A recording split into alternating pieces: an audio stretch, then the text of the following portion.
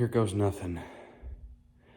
We have our boards cut to 145 3/4, just a little bit heavy, about 1/8. These ones are joined. Those are my cut sides. Now, I could only haul 8-foot 2x4s, but I made sure that the splits, you can tell, on opposite sides. I'm gonna have to put another screw in that one. But my other split is down here. So that's how I'm building my box frame. It's gonna be a gravel bottom. So this is a 10x12 Aero steel shed. Here's my other ones. I'm using wood glue in between the structures, waterproof, weatherproof wood glue. As you can see, I got my pressure treated on the bottom, non-pressure treated on the top. We're just screwing them together.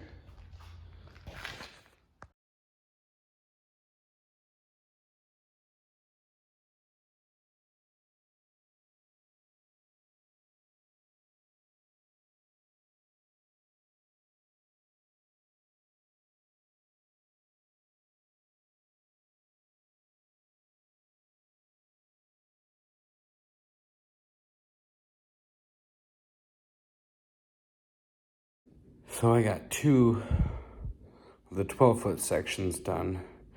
Now I have 2 of the 10-foot sections to do. I'll peel those apart so I can show you what I'm doing. So I got 2 123 1/4-inch boards that I'm making. So the splices will be on either side. You'd say, hey, why don't I cut them evenly down the center and stagger them? Well, because rule of thumb is if you have 2 alternating sides, you get a little bit more structural compression out of it. And structural compression has to do with the way that the wood lies to the north side of the ground, which means the dirt side.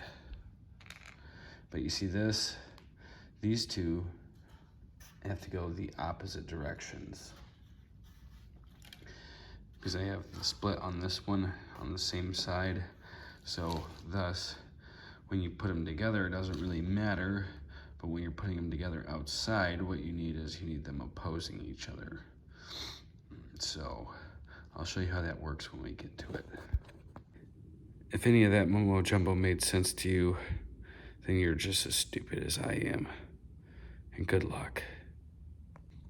It is almost 11 o'clock at night on a weekday. I'm gonna get these things screwed together.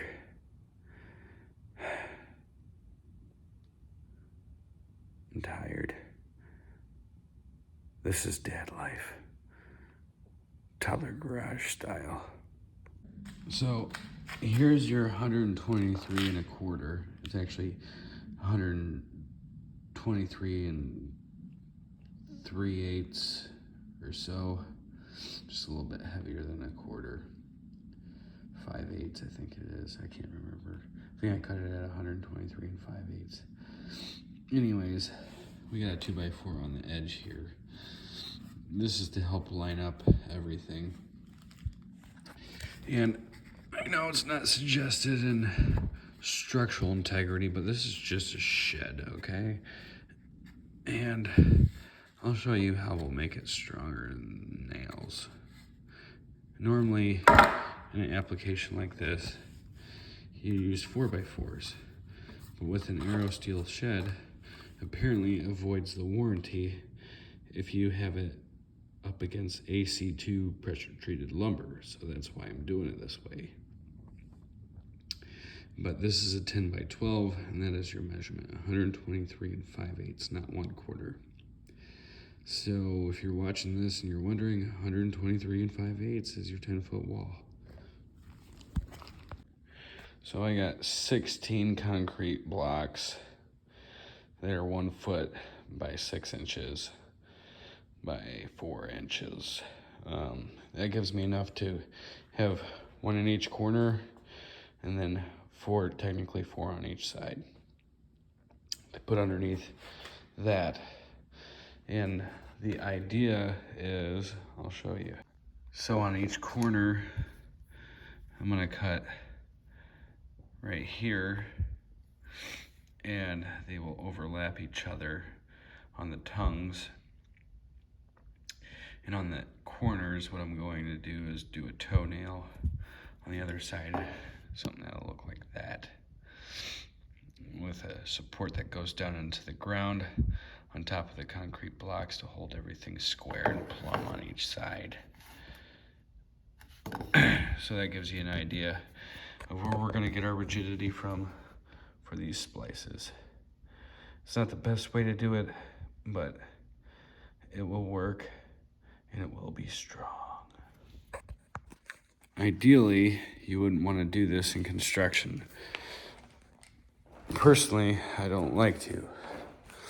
But the room that we're walking around in, you can say, hey, it looks like a garage, Zach. It is. But you know what? It's going bye-bye. Batman voice.